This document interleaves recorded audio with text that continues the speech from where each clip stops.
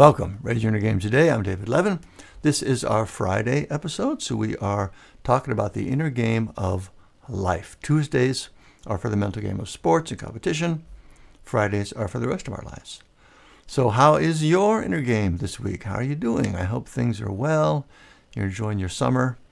I really do like summer a lot. I like the rhythm, the weather, of course, the long days. I think I mentioned that. Just good all around. The weather's been a little weird here this week, hot and windy and rainy. Not nearly as intense as the heat and rain elsewhere, but feels a little abnormal too. I'm stuck with our lawn. It's super shaggy, needs mowing bad, but the bit of rain every day keeps me from being able to do it. That's a little frustrating. I'm planning to put in a pickleball court on our side street, maybe this weekend. It's going to be very low-tech, chalk, and a cheap net. But I still think it'll be good enough and fun for getting us out there, getting some practice in. Our town is so small, there's really only one public court in town right now. There are plans to add 6 or so courts to our tennis courts. That'll be an improvement, maybe this month. Even possible, there'll be a commercial place here later this year. That would be amazing. I have to drive an hour each way now for that kind of play. That would change things a lot for my pickleball life. Fingers crossed for that. Anyway, it's fun now, more fun coming. All good. All right, plenty to talk about today. The Inside Out 2 movie, a couple new podcasts, the Surgeon General's social media warning, an authoritarianism primer and warning, some Stoic wisdom, anxiety management, some interesting things there, a phone challenge, and a new book I'm reading. We'll start with ups and downs. So what things were lifting me up this past week and what things were pulling me down, making life harder? In the ups column for me this week, I have two. The first, this is just really fun. My daughter and I went to see a movie this week. She's 15. This was a gift from probably Christmas, maybe my birthday, which is around the same time. So it's been a long time in planning. And that's the danger with those kinds of gifts, right? I mean, I generally love them, but it's easy to let them slip trying to find the time. Anyway, in our case, it's also hard because, again, our small town, we have only one theater in town, 3 screens, and it's not that often there's something shown that we want to see. But everything finally came together this week, and we went to see the latest Pixar movie, Inside Out 2. So there's many layers of fun in there. One, again, she's 15 now, 15 and a half. Pixar movies, of course, were the best when the kids were little. We would go to all those without a question and love them. But now, that's got kind of a different thing, right, about it. But the previews looked good. We liked the original. The reviews were good, so we went. And it was really great. It is a beautiful movie. It really is. It's moving and insightful. It's fun and funny. All the things you want in a Pixar movie. You probably should see the first one first if you haven't, just regular Inside Out. But they just do a great job of moving the story along. It's a great sequel. The main character was a kid in the first one. She's a teenager now, and her emotional landscape is a lot more complicated now. It's just so impressive when Pixar is on their game, how well they can take subjects that have real depth and still make them work for kids and generally be light entertainment, and they work for grown-ups. It's really something, and this is a great one. Also fun to see that it's a big box office success. For some reason, I like knowing that something I like is also popular. Anyway, that was really fun and lovely. My second one, this is a podcast I listened to. So I started listening to the Kara Swisher podcast. It's called On with Kara Swisher. I've known about her for really quite a while, many years, because I'm interested in tech, and she's mainly a tech journalist, or she has been. But I can't say I knew much of her actual work. I've come to know her lately from her other podcast, Pivot with Scott Galloway. I love that one. I listen to that all the time.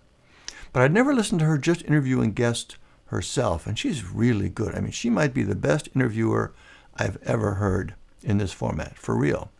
And I can't say exactly why, but the couple shows I've listened to were just next level conversations. I think she's just, again, super smart, well prepared, knows how to do an interview. They're just really next level. The one I heard this week was with Julia Louis-Dreyfus, who I love anyway, right? Elaine from Seinfeld and Veep. It's just so funny. And she has another podcast of her own. I haven't heard yet, but Margaret tells me I should. I'll love it. It's called Wiser Than Me, where she interviews women who are over 70, celebrities from all kinds of fields. I haven't heard that one yet, like I mentioned, but I can tell that's going to be great too. But this conversation was just great. They're both super smart, lots of interesting things to talk about. Just can't say enough about it. But the fact that this was an up for me pretty much tells you what you need to know, right? Just listening to this conversation gave me a real lift. That's the best. For my down this week, it's interesting, but I didn't really have one in mind when I first sat down to write it. That's nice. When I thought about it, a couple smaller things popped up. One is the downside of my pickleball activity is that it takes a toll on my old body. I'm sore, more sore than normal most of the time. My right shoulder and elbow especially. Going to have to figure out how to work on those. That's not great. It makes me a little worried that I'm doing some kind of damage, right? And it gets in the way of other things a bit, like my grip and other projects. Also, I get heart SVTs, if you know what those are. Your heart basically starts beating like double speed. Apparently it's an electrical issue. It's not supposed to be harmful or dangerous, but I get it pretty regularly when I play. And, that makes you a little nervous, right? It's obviously not working normally. You can get a little dizzy at times. And I can feel things being a little off for like a day afterwards too. So that's a strange thing. It is a little worrying and distraction, even though it officially isn't supposed to be. Also, I don't think there's much of anything I can do about it other than maybe take some additional meds, which I don't really want to do. So it's just sort of this strange background concern that takes a little of the joy off the whole pickleball thing. I'm loving it overall, but am I maybe doing a little damage? So that's there in the background lately. The other is that, the other down, I should say, is that I'm sponsoring a pickleball tournament in Madison next month with the Sports Academy. I'm not sure if I mentioned that. And I'm excited to get in front of a new audience. It's a perfect audience for this, setting up a booth, doing that whole thing. So I'm looking forward to getting there and talking to people, seeing how it goes. But there's also a bit of expense putting together something like that. And of course, it's possible no one will sign up. It will be a massive failure. So that's an anxiety that's also weighing on me a bit. Now, neither one of those are big things, but they are downs. They are factors.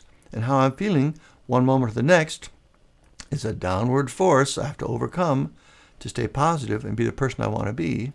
And that's the whole idea with paying attention to these, right? It helps us develop the ability over time to not let the things in our lives, the things that pull us down, to not let them keep us from being the person we want to be. So these are just some examples of that from my little life. I hope it's helpful to hear about those.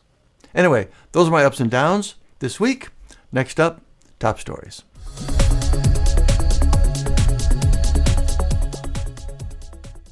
This week I want to start with some good news. That's always nice. So the news is that the U.S. Surgeon General, Vivek Murthy, I hope I'm saying that right, has proposed putting warning labels on social media sites, just like with tobacco products.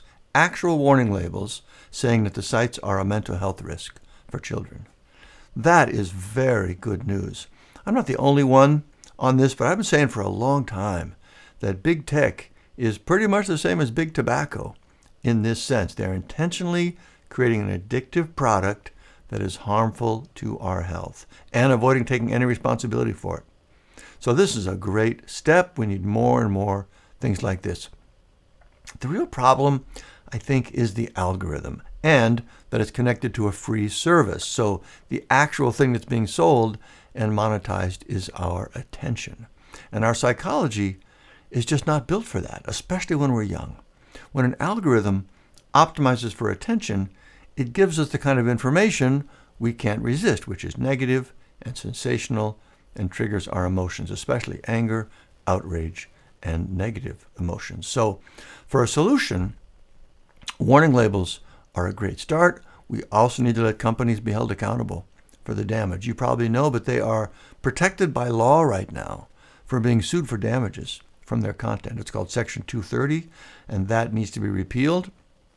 Again, a lot of folks talk about that now. But also, I'm not sure if this could actually be done legally, but I think there should be different rules for different business models. If you want to go this route and use a free algorithm-based model that monetizes attention, you can be sued as a publisher. If you instead want a paid service with no algorithm, maybe you can keep some of that protection. Anyway, there's a lot that can be done.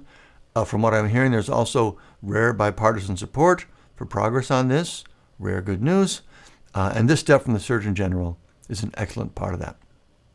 By the way, side point, can you imagine a Surgeon General in a Trump administration doing this? There's no way. Science does not play a role in Trumpistan. It's all power and grift and big money interest. So this is one more example in my mind of what's been great about the Biden administration so far and why we so need it to continue. Speaking of which, our second news item, falling into our election watch theme, I saw an excellent TED Talk from a guy named Ian Bassin. He's a lawyer and a writer, served in the Obama White House.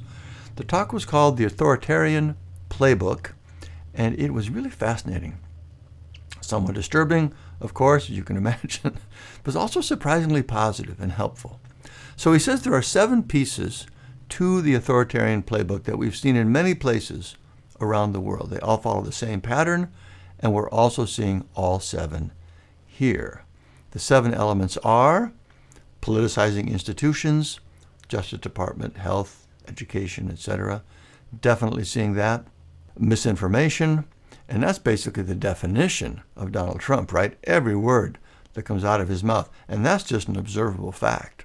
But also now pretty much every word that comes out of all the Republican politicians and the MAGA types, too. Number 3, aggrandizing executive power, undermining checks and balances. Yep. Squashing dissent, punishing critics, happening now, also planning to even be worse going forward. That's the big thing, is the revenge and the retribution. Scapegoating vulnerable groups, that's Trump's, favorite thing. Corrupting elections, okay, maybe that's his favorite thing. That's a tough call there between scapegoating groups and corrupting elections. And the last element, number 7, inciting violence. It's kind of funny to note that as you go through that list, you're thinking about Trump and MAGA like that's all we're talking about, but it's actually the same exact pattern all around the world. So that's scary. A lot of people still say this is overreacting and catastrophizing, and it'll never happen, but it's really not. You look at what Trump is saying, what his followers are saying and doing and planning to do. Again, Project 2025 is proposing. It is textbook every step. It's out front, in the open. They're proud of it. It's a rallying call. It would be a miracle if he's elected and these things didn't happen. I really believe that. So anyway, that's not great. But he also points out in the talk that it's nowhere near too late. We can stop this now by getting out there and saying no, voting them out. Now, even that likely will be violent. That's what they're planning for. They are not going to accept the results of this election, assuming Biden wins, of course, which he will, or they're going to try not to accept him. But we can still stand up and stop it. We just have to get out there and get everyone we know out there and do it.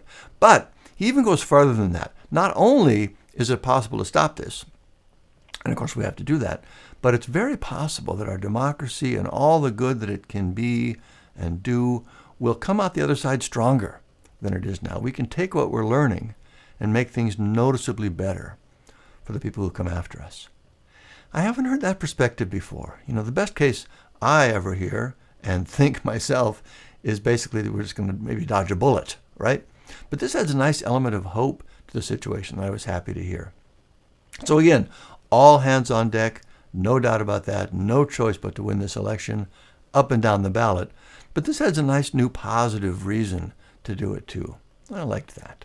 I'll post a link to the TED Talk in the notes, and that is our top stories this week. Next up, Inner Game Gold.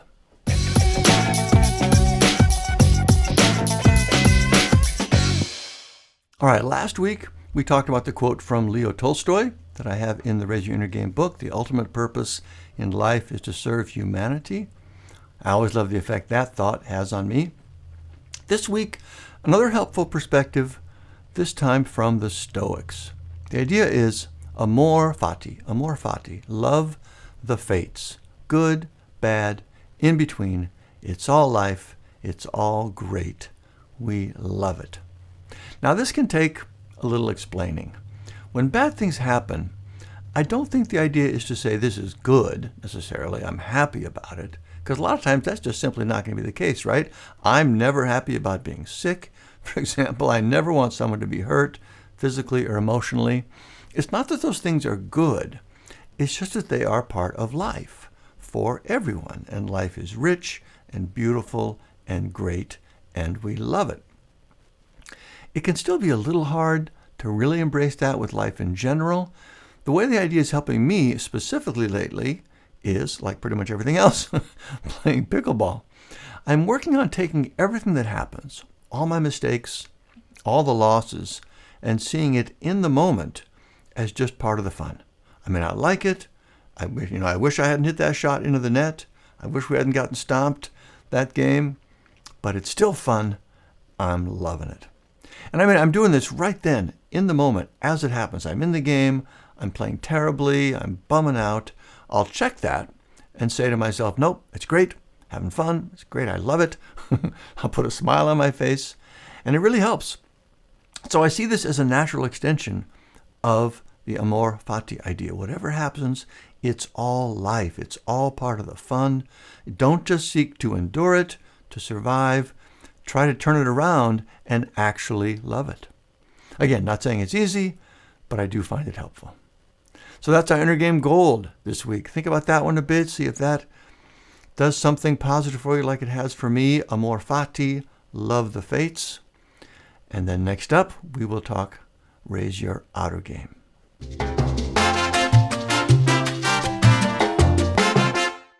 Last week, we talked about pickleball, all the great things it's doing for me. It's not without any downside, as we just talked about, but on balance, it's a great addition that I think almost anyone would be well served to add to their life, especially as we get older. This week, I want to talk about anxiety and a good way I've found to help with it. It's been helping me anyway. I've actually noticed lately that I have a lot more anxiety than I normally think. I think of myself, as being positive and chipper and pretty chill. I still think that's all true, but I'm also noticing that there's a pretty significant level of anxiety going on underneath a lot of the time. And anxiety is a funny thing. It's a physical feeling, right? There's a tension in the chest, a low-level sort of fearful feeling of being at risk or in danger of something, some sort of bad thing could happen. It's definitely a real feeling. But at the same time, most of the time, at least for me, it's not really based on anything. There's no real concern or threat there. It's just in my thoughts. Now, I do think a lot of this, in my case, is just politics. Right now, it is stressful. I follow too much news, as we've said. I know that's part of it. But even those are fairly distant concerns. They're not coming into my world today, right? They're just not. And so almost every time when I notice I'm feeling anxious and I stop to think about it, it doesn't make sense. There's nothing really there to feel that way about. Yet, the feeling is there. So that leads us to the thing I've been doing to help me with this. Basically, I take a look at the thoughts, I think them through one concern at a time, I conclude there's nothing to be worried about, and I basically talk myself out of the anxiety. Now, I don't just say, stop feeling that way. That doesn't really work, okay? Instead, I'm engaging with each specific concern and showing myself that there's nothing there. So I'm not really saying don't feel that way. I'm saying, here's the reality. And as I see that for each concern, the worry goes away. I hope that makes sense. You can't just tell yourself not to feel something. But with this, at least lately, as I think it through and just see there's nothing really there, it helps it sort of evaporate on its own. Now, this is just me. I don't want to make any general claims for its effectiveness, but I have noticed that it's been quite helpful and in a way that I didn't already expect would happen. So I thought I'd mention it in case it was helpful to you as well. All right, that's Raise Your Outer Game. Next up, our challenge of the week.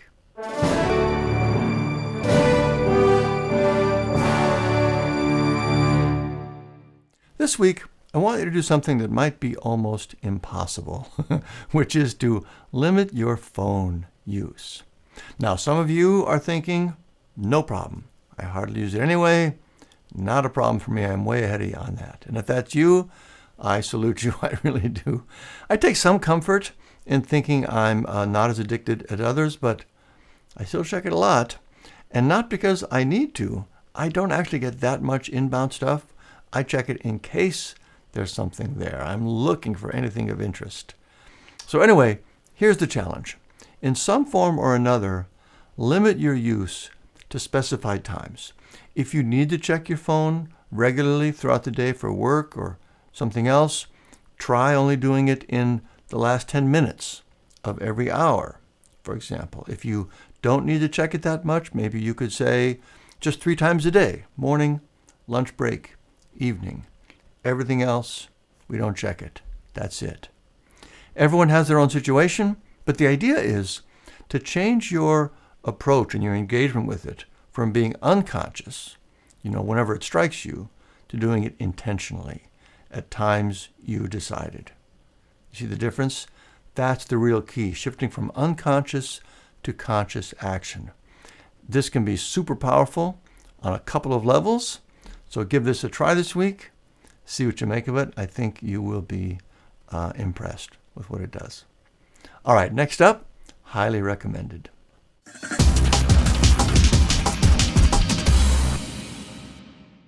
This week, I already talked about a couple of recommendations, the podcast On with Kara Swisher. I want to recommend the Wiser Than Me podcast too, even though I haven't listened to it yet. There's just no way that's not going to be really good. I'll start checking that out soon.